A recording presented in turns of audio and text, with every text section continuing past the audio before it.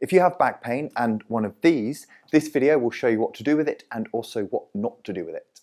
Let's start with what not to do with it. We're going to use it on the lumbar spine, the lower back, and what you'll find uncomfortable is if you try and stick it on your lower back and then lie over it like this. The reason is it'll try and force an extension through your lumbar spine, which will just be uncomfortable.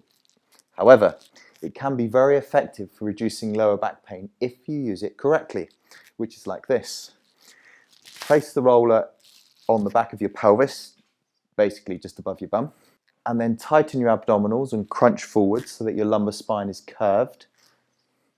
Take the weight through your feet and your hands, and then slowly roll forwards so that the roller comes onto your lower spine, and then back again.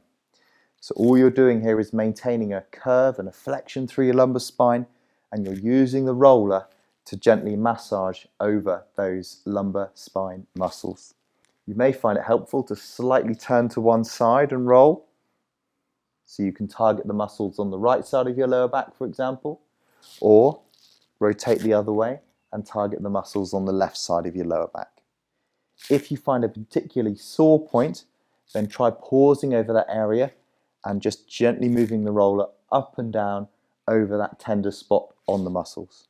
Okay, that was just a quick video of how you can use a roller to reduce your lower back pain. Remember, you don't want to try and extend over it because that's going to be uncomfortable.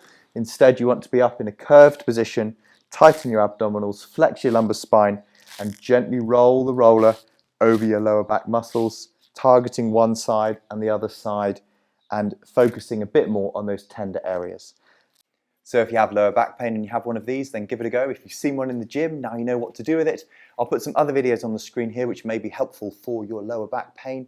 Please give us a thumbs up if you found this helpful, leave a comment below, and consider subscribing to the Physio channel.